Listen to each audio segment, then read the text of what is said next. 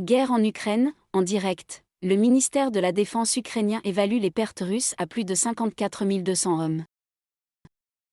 Selon le gouverneur de l'oblast de Kharkiv, 450 corps de civils retrouvés près d'Iziumport, des traces de morts violentes et de torture.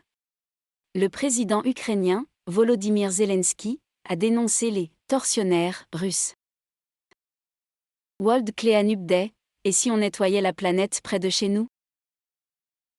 Ce samedi 17 septembre, c'est le Cleanup Day, la journée mondiale du nettoyage de notre planète.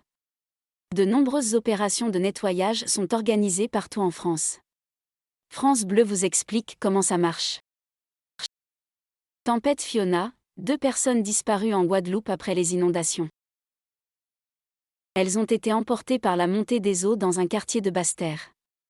Les fortes précipitations ont fait déborder les cours d'eau, explique le SDIS 971.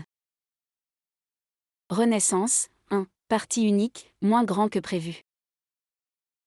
Alors que le chef de l'État avait appelé à la création d'un « grand mouvement politique » fédérant toutes les forces de la majorité, seuls 2 petits satellites vont fusionner avec La République En Marche.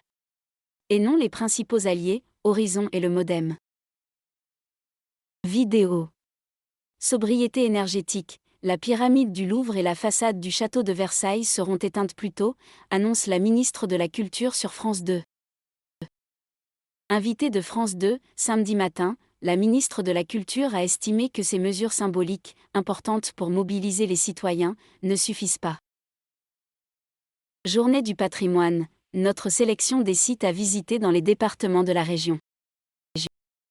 Ce week-end du 17 et 18 septembre, les Journées européennes du patrimoine vont une nouvelle fois permettre à des milliers de visiteurs de découvrir des sites remarquables partout en France, et notamment en Occitanie.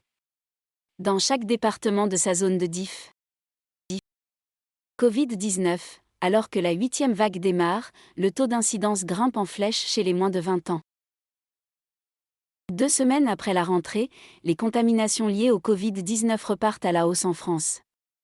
Le taux d'incidence grimpe fortement chez les moins de 20 ans, premier touché par cette 8e vague de contamination. Pourquoi le RN a aussi les yeux rivés sur l'Italie? Si le RN est d'abord concentré sur la succession de Marine Le Pen, sa rentrée intervient alors que l'extrême droite italienne est aux portes du pouvoir.